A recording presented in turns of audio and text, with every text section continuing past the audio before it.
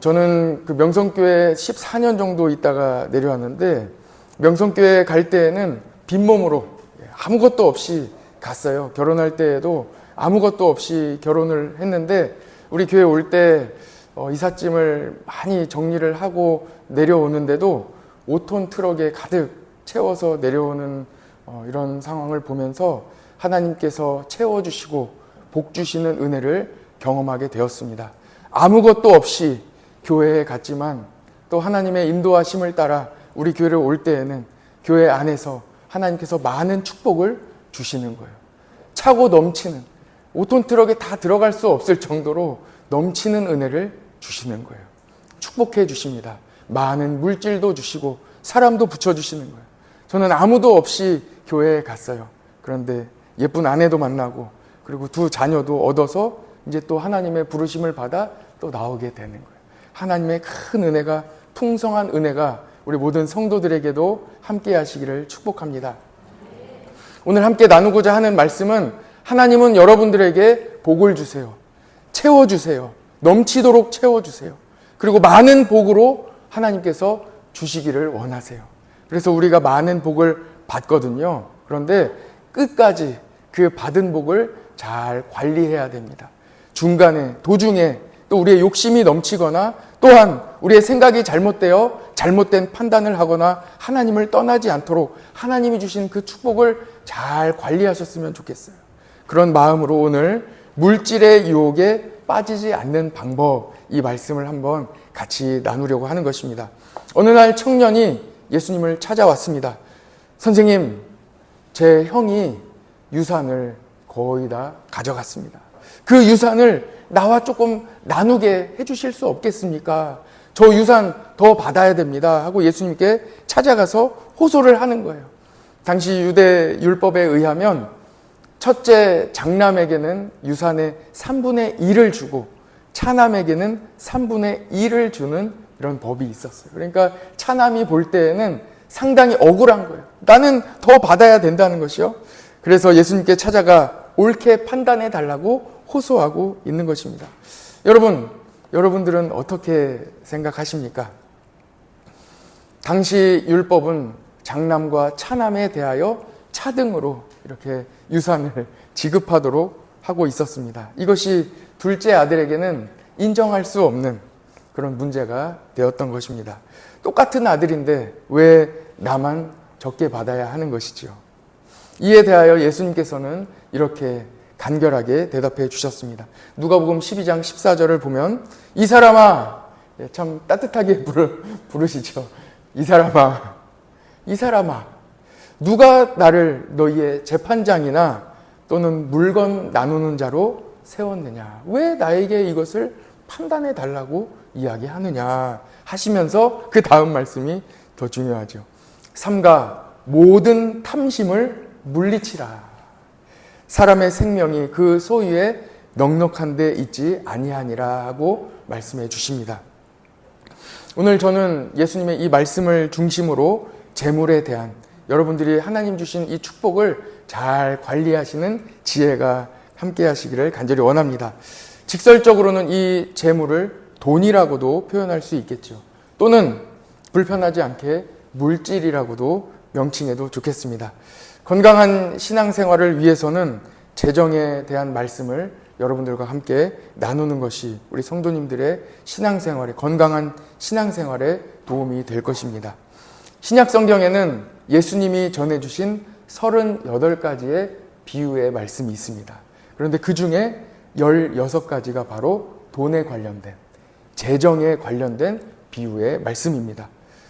예수님께서 비유로 말씀하신 말씀 중에 이렇게 많은 분량이 돈에 대한, 재정에 대한 비유의 말씀인 것을 보더라도 우리는 신앙생활에 있어서 물질의 유혹, 이 물질에 대한 관리가 참 중요하다 하고 이렇게 생각할 수 있습니다. 바라기는 오늘 말씀을 통하여 성경적인 재정관이 여러분들에게 잘 자리 잡히셔서 예수님 안에서 건강하게 믿음 생활 잘 하시고, 또한 하나님이 주신 축복을 잘 관리하시기를 간절히 바랍니다. 오늘 말씀을 준비하면서 참고한 도서는 카일 아이들먼 목사님의 거짓 신들의 전쟁이라는 책을 참고했어요. 또 그리고 톰 라이트 목사님의 우상의 시대 교회의 사명, 이런 책을 참고했습니다. 책에 대한 정보를 홈페이지와 유튜브에 올려놓겠습니다. 오늘 제한된 이 설교 시간에 재정에 대한 모든 주제를 다 다룰 수 없기 때문에 조금 더 다양한 주제를 원하시는 분들은 도서를 참고하셔도 신앙에 도움이 되겠습니다. 화면을 한번 보시죠. 뭔지 아십니까? 예, 제가 초등학교 시절에 문방구에는 뽑기가 있었습니다. 예, 기억나십니까? 혹시 궁금하신 분은 오늘 그 초등부실 유년부 같이 하는 달란트 시장에 뽑기가, 추억의 뽑기가 있어요. 가셔서 한번 참여해 보셔도 재밌을 것 같습니다. 어제 선생님들이 준비하시는 모습을 보면서 이 추억의 뽑기판 앞에 한참을 제가 서성거렸어요. 옛날 생각이 나가지고 선생님들과 이야기를 나누며 제가 어린 시절에는 이 뽑기판을 앞에 놓고 우리들만의 법칙이 있었어요. 자기만의 그런 법칙이 있어가지고 뭐 2 곱하기 13이다, 뭐 9 곱하기 4다 해가지고 오른쪽으로 9번, 아래로 4번, 거기에 바로 1등이 있다 이렇게 하면서 하면 어김없이 뽑아보면 꽝이죠. 예. 이 뽑기는 요 종이를 반으로 접어서 안에다가 뭐 꽝, 뭐 1등, 2등 이렇게 적어놓고 스테플러로 이렇게 다 찍어놓은 겁니다. 뽑아가지고 펼치면 그 안에 답이 있습니다. 그때 제 주머니에는 100원이 있었거든요. 그래서 그때 그 한 번 뽑는데 50원이었어요. 그래서 한참을 서성거리다가 100원을 내고 이제 한 번을 뽑았어요. 그래서 그 법칙에 의해서 딱 해서 뽑았더니 결과는 어떻겠습니까? 꽝. 꽝이에요. 그런데 그 꽝으로 끝났으면 좋은데 옆에서 친구들이 훈수를 두는 거예요. 야, 거기 아니고 여기다 막 훈수를 두다가 한 친구의 그 작은 소리가 제 귓가에 막 울리기 시작하는 거예요. 나 그거 잘 뽑는데. 그러는 거예요. 자기가 잘 뽑는다는 거예요. 무시하고 제가 뽑으려고 하는데 자꾸 귓가에 맴도니까 그래? 네가 한번 뽑아볼래? 이렇게 한 거예요. 그래서 그 친구가 정말 뽑았어요. 딱 뽑았는데 결과는 어떻게 나왔겠습니까? 1등이에요. 1등. 1등이 뽑힌 거예요. 1등이 뽑혔는데 그때 3등은 엿인데 3등은 언제나 엿이었어요. 그래서 붕어만한 엿, 참붕어 엿. 그리고 2등은 잉어 엿, 한 요만한 엿, 큰 엿이 있고 그거 뽑아봤는데 먹진 않죠. 그리고 1등은 그때 제가 너무나도 갖고 싶었던 이 장난감 자동차. 이 자동차가 1등이었어요. 막 전동으로 막 가는 한 요만한 장난감인데 이 친구가 자기가 뽑았다는 거예요. 자기가 뽑았기 때문에 그 소유권이 자기에게 있다는 거예요. 소유권이 누구에게 있겠습니까? 돈은 제가 냈는데 그래 자기가 뽑아보겠다 해서 자기가 뽑았는데 이제 1등이 뽑히니까 문제가 생긴 거예요. 이게 누구 거냐? 제 겁니까? 제 친구 겁니까? 당연히 저는 제 거라고 생각을 했는데 그 친구가 가져갔어요. 그래서 아무튼 마음이 지금까지도 많이 안타깝습니다.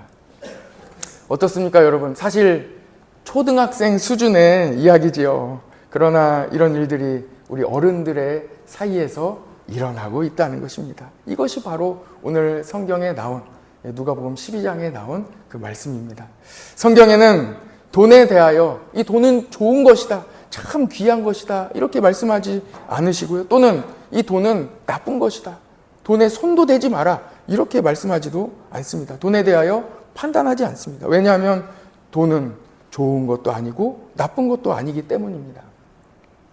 예수님은 유산을 더 갖고 싶은 청년에게 이렇게 말씀하십니다. 2가지로 말씀하시는데 한번 잘 생각해 보십시다. 첫 번째, 삼가 모든 탐심을 물리치라 이렇게 말씀하세요. 같이 한번 해볼까요? 시작. 삼가 모든 탐심을 물리치라.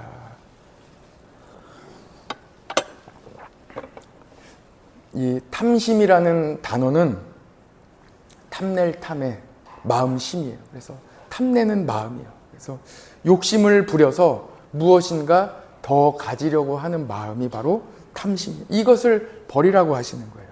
이미 가지고 있는데 더 갖고 싶은 마음, 탐심이죠. 또는 더 많이 가지려는 그런 마음. 또는 또 가지려고 하는 마음. 이런 것이 바로 탐심입니다. 예수님은 바로 이러한 탐심을 물리치라 하고 그 둘째 아들에게 이야기하셨습니다. 우리는 왜 탐심을 물리쳐야 할까요? 탐심은 예수님으로 충만하려는 신앙생활의 걸림돌이 되기 때문입니다. 하나님과 재물을 겸하여 동시에 섬길 수는 없습니다.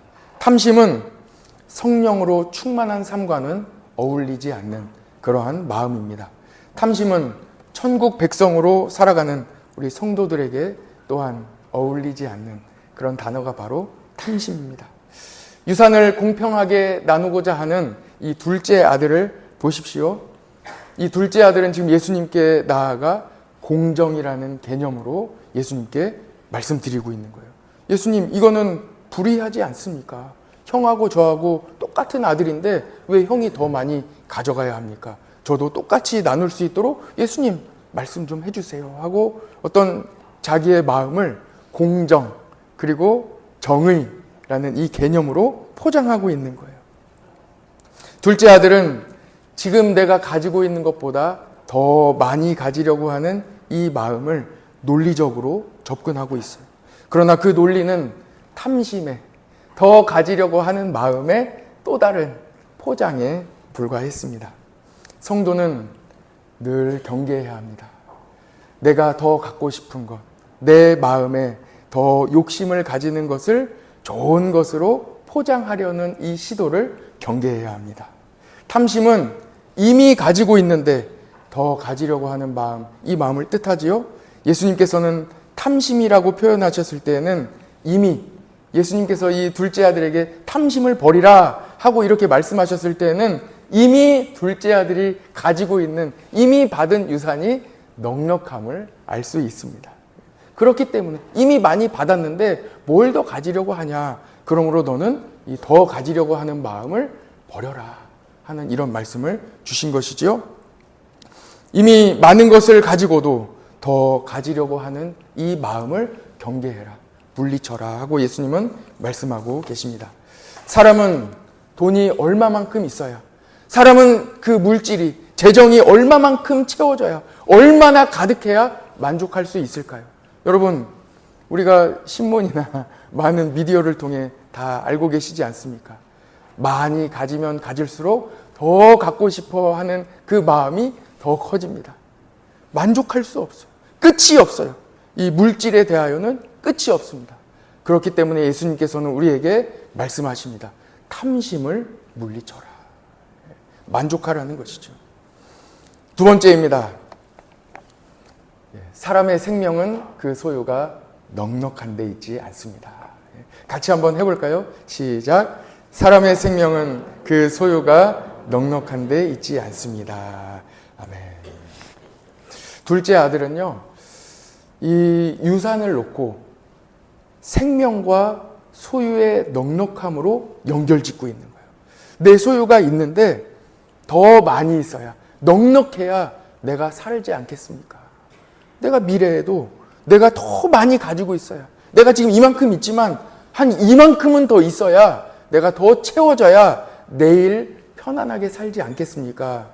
소유의 넉넉함과 그리고 생명과 연관짓고 있는 거예요. 그런데 예수님은 연관이 없다 하고 이렇게 말씀하고 계신 것입니다. 생명이 소유와 관계없다, 이 말씀은 아니에요. 소유는 있어야 돼요. 있기는 있어야 되는데 넉넉함과는 관계없다는 거예요. 먹을 만큼, 우리가 살아갈 만큼 있으면 된다는 거예요. 그러나 넉넉할 필요까지는 없다. 더 많이 가지려고 노력할 필요는 없다. 이것이 바로 오늘 예수님의 말씀입니다. 둘째 아들은 소유가 넉넉하게 있어야 하루라도 더 편하게 살 수 있으리라 생각했습니다. 이것이 둘째 아들에게는 하나라도 더 있어야 할 이유입니다. 그러나 예수님께서는 이 둘째 아들의 생각이 얼마나 헛된지 비유의 말씀으로 이어서 이야기해 주십니다. 한 부자가 그 밭에 소출이 넉넉하게 생산이 된 거예요. 이미 부자인데 많은 이 밭의 소출을 거두게 된 거예요. 생각해 보니까 이 부자가 생각하는 거예요. 내 창고가 요만한데 이 너무나도 많이 거둔 소출을 내가 가지고 있는 창고에 다 저장할 수 없겠는 거예요. 그래서 결단을 내리는데 어떻게 합니까? 내가 가지고 있는 창고를 부수고 더 큰 창고를 만들어야 되겠다 해서 큰 창고를 만들어 넉넉하게 자기가 이번에 거둔 모든 소출을 창고에 다 넣었어요. 그런데 그 결과 어떻게 됐습니까? 그날 밤에 하나님이 데려가시는 거예요. 아무리 많은 소출을 거두더라도 어떠한 많은 넉넉함이 그 소유의 넉넉함이 있을지라도 생명과는 관계가 없다. 생명은 누구에게 있습니까? 하나님께 달려있다는 거예요. 소출의 넉넉함과 생명과는 연관이 없습니다. 생명은 누구에게 있습니까? 하나님께 있습니다. 누가복음 12장 21절입니다. 자기를 위하여 재물을 쌓아두고 하나님께 대하여 부요하지 못한 자가 이와 같으니라고 예수님께서 결론적으로 말씀해 주셨습니다. 생명은 소유의 넉넉함에 있지 않습니다. 재물을 아무리 쌓아두더라도 그 넉넉한 재물이 나로 하여금 하루라도 더 살게 할 수는 없다는 거예요. 하루를 더 살게 하시는 이는 누구십니까? 하나님이심을 믿음으로 고백하시기를 바랍니다. 재물도 하나님의 것입니다. 생명도 하나님께 속해 있습니다. 건강도 하나님께 속해 있습니다. 한번 표를 한번 보시죠. 잘 보이십니까? 애굽과 광야의 생활을 재정적으로 한번 비교를 해본 거예요. 일을 하는 데 있어서 애굽에서는 이스라엘 백성들이 어떻게 일했습니까? 중노동을 힘들게 노동을 매일같이 한 거예요. 그 땀 흘리며 먹을 것도 제대로 먹지 못하면서 어렵게 일을 한 거예요. 그러나 광야에서는 어떻습니까? 일이 없어요. 하나님만 따라가는 거예요. 하나님의 인도하심만 구하며 그냥 따라가는 거예요. 그것이 광야입니다. 신분은 어떻습니까? 애굽에서는 노예의 신분이죠. 내 것을 소유할 수 없습니다. 광야는 어떻습니까? 하나님의 백성이에요. 하나님이 주시는 거예요. 그래서 애굽에서는 소유가 없지만 광야에서는 만나를 내려주시는 거예요. 하나님이 하나님의 것으로 내려주시는 거예요. 그 결과 어떻게 됩니까? 아무리 열심히 일해도 애굽에서는 내 것이 하나도 없어요. 다만 애굽 사람들의 그 탐심, 애굽 사람들이 더 높아지고 더 세우려고 했던 그 탐심에 이용만 당했을 뿐입니다. 광야는 그러나 어떻습니까? 하나님께서 훈련시켜 주시는 거예요. 딱 먹을 만큼만 거두게 하시는 거예요. 만나는 어떻습니까? 만나가 처음 내린 날 이스라엘 백성들은 막 거두는 그 텐트에 있는 모든 것, 소쿠리 다 꺼내와가지고 심지어는 냄비 뚜껑까지 가져와가지고 그 위에 만나를 다 거두는 거예요. 그러나 그 다음날 그 만나는 어떻게 됩니까? 썩어버리는 거예요. 필요 없게 되는 거예요. 먹을 수 없게 되는 거예요. 그러나 어김없이 그 다음날에도 하나님이 내려주시는 만나는 소복하게 쌓여 있습니다. 이스라엘 백성들은 불안했던 거예요. 과연 내일도 만나가 내릴까? 불안하니 만나를 더 내일, 아니 모레, 아니 한 일주일 정도는 모아놔야 마음이 불안하지 않기 때문에 더 모으려고 했던 것입니다. 그러나 광야에서 이스라엘 백성들은 하나님께 철저하게 훈련을 받습니다. 하루치만 필요한 만큼만 거둘 수 있도록 훈련을 받습니다. 왜 그렇습니까? 하나님을 신뢰하는 훈련입니다. 내일도 하나님은 나와 함께 계시다. 같이 한번 해봅시다. 하나님은 내일도 나와 함께 계십니다. 그렇기 때문에 소유의 넉넉함이 생명과는 크게 관련이 없는 것입니다. 새벽마다 하나님은 만나를 내려주셨습니다. 다만 안식일에는 건너뛰었어요. 쉬시니까. 그래서 안식일 전날에 이틀치를 거두어도 이틀 동안은 만나가 괜찮아요. 그 안식일 이외에는 하루도 빠짐없이 광야 생활 40년 동안 틀림없이 만나가 내렸습니다. 여러분들이 이 광야와 같은 세상을 살아가시는 동안 하나님이 여러분들에게 도와주시는 만나는 늘 언제나 내릴 것입니다. 걱정하지 마시고 오늘도 주님을 신뢰하시기를 간절히 바랍니다. 이스라엘 백성들은 광야에서 불안하여 만나를 더 거두려고 했지요. 더 많이 소유하려고 했습니다. 오늘 말씀에는 사람들이 물질의 유혹을 받는, 물질의 유혹에 약할 수밖에 없는 근본적인 이유가 나오고 있습니다. 그것은 바로 염려입니다. 염려는 탐심으로 이어집니다. 염려가 마음의 질병으로 또한 이어지고요. 염려는 잘못된 선택으로 이어지게 되어 있습니다. 우리나라 지금 최대의 범죄, 최고의 위기 중에 하나는 보이스피싱입니다. 보이스피싱 피해액이 2014년에 연간 8,545억 원에 이르렀다고 합니다. 그러나 올해는 이미 8월에 그 피해액을 넘어섰어요. 그래서 올해는 작년보다 2배 또는 전문가들이 3배까지도 예상하고 있는 그런 실정입니다. 언론에서 끊임없이 보이스피싱 조심해라 보도를 하고 경찰, 관공서, 은행 아무리 주의를 주어도 보이스피싱은 왜 갈수록 더 심각해지고 우리가 겪는 피해액은 왜 이렇게 더 늘어나게 되겠습니까? 보이스피싱 범들이 바로 이 염려를 자극하여 돈을 빼내기 때문입니다.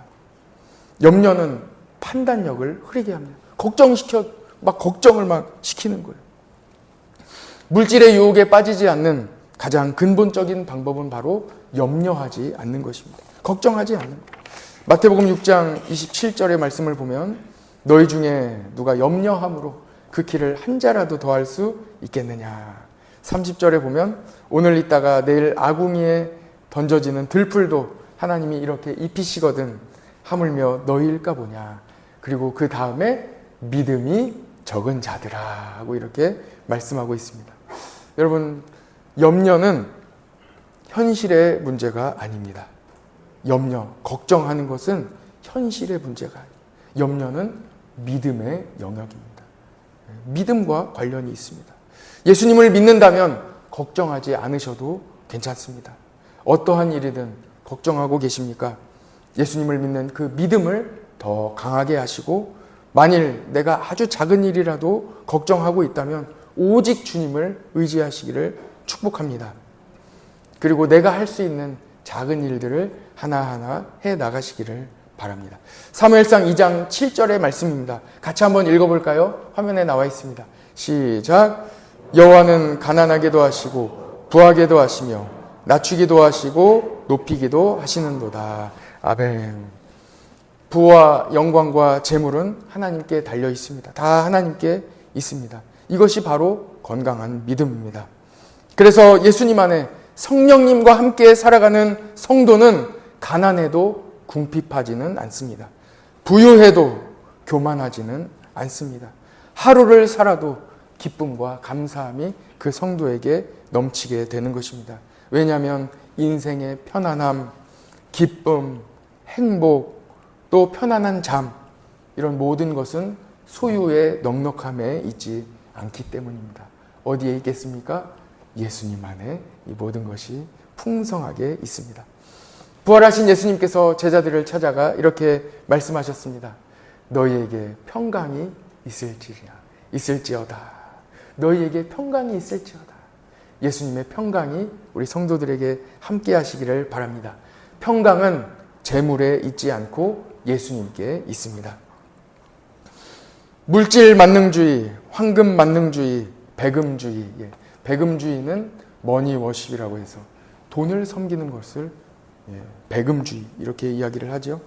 이 말들은 바로 모두 돈과 연관시켜 생각하려는 행위, 삶에 있어 최고의 가치를 돈이라고 믿는 행위를 말하고 있습니다.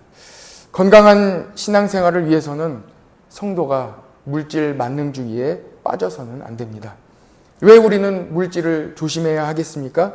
사탄은 끊임없이 돈의 모양, 황금의 모양, 카드의 모양을 하고 우리 앞에 나타나 하나님과 같이 자신을 섬겨줄 것으로 우리를 유혹하고 있기 때문입니다. 창세기 3장 6절 말씀입니다. 한번 보시죠. 노란색으로 잘 우리 방송실에서 표시를 해두셨는데 여자가 그 나무를 본즉 어떻게 해요? 먹음직도 하고 또 그리고 어떻게 해요? 보함직도 하고 지혜롭게 할 만큼 어떻게 해요? 탐스럽기도 한 나무인지라. 여자가 그 열매를 따먹고 자기와 함께 있는 남편에게도 주매 그도 먹은지라. 여러분, 돈은 아무것도 아닙니다. 지난주 교회교육 세미나에서는 강수현 집사님이 교회교육 세미나를 진행하시면서 이 재정에 대하여, 성경적인 재정관에 대하여 강의를 해주셨어요. 근데 그 강의 중에 가장 기억에 남는 멘트가 있어요. 그래봐야 돈인데, 그래봐야 돈인데, 이런 말씀을 하시더라고요. 돈이 뭐라고. 돈 때문에 걱정하고 염려하고 생명까지 포기하려는 이 세상에서 이 말이 참 마음에 울렸습니다. 그래봐야 돈인데. 경제를 전공하신 분이 이렇게 말씀해 주시니까 더 마음에 와닿더라고요. 그래봐야 돈이라는 거예요. 그러나 사탄은 우리로 하여금 이 돈을 보암직도 하고 먹음직도 하고 탐스럽기도 하기까지 보이게 한다는 거예요. 사탄이 아담과 하와에게는 뱀의 모양을 하고 나타났지만 이 시대는 돈의 모양을 하고 나타날 수 있습니다. 그리고 사탄은 돈을 숭배하기를 요구합니다. 그러나 돈은 숭배의 대상이 아닙니다. 오직 우리는 하나님만 경배합니다. 시편 24편 1절의 말씀에 이렇게 나와 있는데 같이 한번 읽어보면 좋겠습니다. 시작. 땅과 거기에 충만한 것과 세계와 그 가운데에 사는 자들은 다 여호와의 것이로다. 다 하나님의 것이에요. 우리는 하나님을 예배합니다. 우리가 하나님께 드리는 헌금도 내 것을 드리는 것이 아닙니다. 내게 주신 것, 하나님께서 나에게 주신 그 모든 것을 하나님이 주셨음을 인정하고 하나님의 것을 하나님께 드리는 것입니다. 물질뿐만이 아니라 시간도 마찬가지입니다. 지금 우리는 이 시간을 하나님께 드리고 있습니다. 주일도 그렇습니다. 이 주일, 오늘 하루를 온전히 하나님께 드리며 예수님 안에서 참된 쉼을 얻는 시간이 되고 있습니다. 마지막으로 저는 우리 예수님을 만난 두 사람을 함께 여러분들과 살펴보기를 원합니다. 한번 화면을 보시죠. 부자 청년과 삭개오예요. 둘 다 부자였어요. 본문은 누가복음 18장에 부자 청년이 나오고 삭개오는 19장에 나옵니다. 그러니까 연달아 우리 예수님께서 연달아 경험하시고 또 말씀해 주시는 거예요. 공통점은요, 둘 다 부자라는 것이고 결과는 부자 청년은 근심하며 돌아갔지만 삭개오는 구원을 받았어요. 재물을 어떻게 관리했습니까? 부자 청년은 나누지 못해요. 자기 것을 나누지 못했어요. 그러나 삭개오는 나누었습니다. 우리는 여기서 두 가지를 여러분들과 같이 함께 살펴보려고 하는데요. 첫 번째는 구원은 물질의 많고 적음에 있지 않다는 거예요.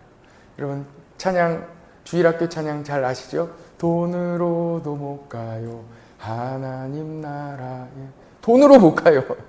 그런데 우리는 때로 살다 보면 돈으로 무엇인가 다 할 수 있는 것처럼 생각할 때가 있다는 거예요. 오늘 이 누가복음 18장, 19장 두 장에 연달아 나오고 있는 부자 청년과 또 삭개오가 둘 다 부자인 점에 의하면 돈이 많고 적음이 구원과는 전혀 상관없음을 우리는 잘 알 수 있습니다. 다만 우리는 소유의 많고 적음에서 자유하시기를 바랍니다. 나에게 주신 것에 감사하며 하루 일용할 양식에 만족하며 또 감사하는 복된 성도가 됐으면 참 좋겠습니다. 우리가 끝으로 함께 나누고자 하는 것은 물질의 유혹에 빠지지 않고 이 물질을, 하나님이 주신 이 축복을 잘 관리하는 가장 좋은 방법은 바로 무엇이냐? 바로 나누는 훈련입니다. 같이 한번 해볼까요? 나누는 훈련. 나누는 훈련이요. 어제 저녁 한 집사님이 늦게까지 교회에 남아 주일 준비를 하고 계셨습니다. 저는 기도하러 본당에 올라갔다가 불이 켜 있는 것을 보고 가보니 참 주일 준비를 열심히 하고 계셔서 아름답고 참 좋았습니다. 그리고는 저에게 음료수를 하나 주셨습니다. 말씀으로는 1+1으로 사셨대요. 그리고 나눠주셨어요. 목사님 이거 드세요. 1+1으로 저도 먹었어요. 제가 미안해서 안 받으려고 할까봐 1+1이고 목사님 이거 드세요 하면서 주시는데 우리 집사님의 참 따뜻한 마음이 느껴지는 거예요. 같이 나누는 이 마음이 참 감사한 거예요. 마지막 원고가 없어졌습니다. 나누는 거예요. 나누는 데 하나님의 은혜가 있습니다. 저는 제가 카메라와 뭐 이런 렌즈 이런 것들을 한때 막 구매를 하면서 제가 이 방송계 쪽으로 하나님께서 저를 인도해 주실 줄 알았어요. 그리고 때로는 막 편집을 밤새도록 이 찍은 영상을 막 편집을 하면서 하나님께서 나를 이 방송 선교 쪽으로 인도해 주시겠구나 하고 이렇게 생각을 했어요. 그리고 드론을 날리고 또 다니는 선교지마다 진귀한 영상을 찍어 오면서 나에게 이런 달란트가 있었다니 생각하며 이쪽으로 나가기를, 또 때로는 카메라와 렌즈를 막 닦으면서 참 소중하다 하면서 이렇게 있었어요. 그런데 하나님께서는 그쪽으로 저를 인도해 주지 않으시고 우리 교회로 저를 불러주신 거예요. 우리 교회에 왔더니 미디어 팀 사역을 같이 하려고 팀 사역으로 세워드리고 이렇게 했는데, 우리 미디어 팀에서 목사님 카메라가 없습니다. 렌즈가 없습니다.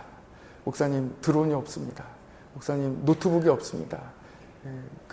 제가 막 이런 프로그램도 최고로 막 다 사가지고 막 하고 있었거든요. 근데 그 편집 프로그램이 없습니다. 목사님 어떻게 할까요? 카메라 여기 있습니다. 렌즈 여기 있습니다.